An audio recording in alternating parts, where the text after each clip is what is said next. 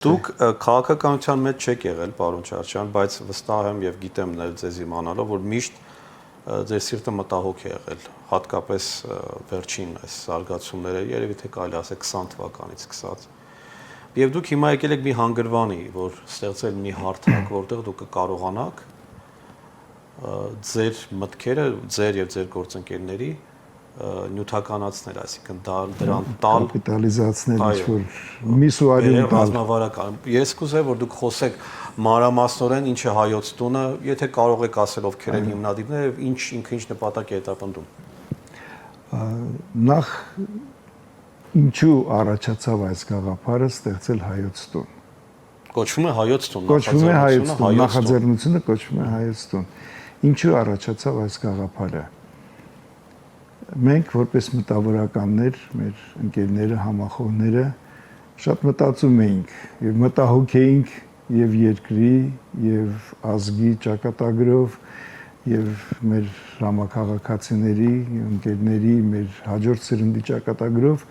եւ փորձեցինք գտնել պատասխանը, թե ինչու եղավ այսպես։ Ինչն էր պակաս, ինչ չկար, որ եղավ այսպես, որ այսօր մենք գոյաբանական խնդրի առջև ենք կանգնած։ Դուք համարում եք, որ մենք գոյաբանական խնդրի, որտեղ գիտեք, որ շատերը այդպես չեն համարում։ Դե շատերը չեն կարողանում երկար տեսնել։ Ես այսօր իմ անձնական կարծիքն է, որ մենք այսօր կանգնած ենք գոյաբանական խնդրի առջև։ Այսօր լինել չնելու հարցն է։ Այդ լինել չնելը կարող է լինել 5 տարի հետո լինի կամ 20 տարի հետո լինի, չգիտեմ, բայց եթե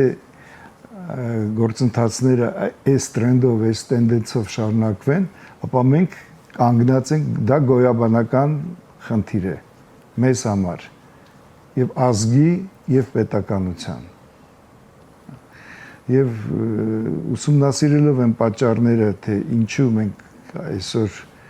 կանգնած ենք այդ գոյաբանական խնդրի առջև, եկանք այն համոզման, որ չկար այն իմաստուն խոսքը, չկային այն մեծերը, որոնք որ կարողանային ասել, որ ինչ ճանապարհով պետք է զարգանանք, ինչպես պետք է գնանք։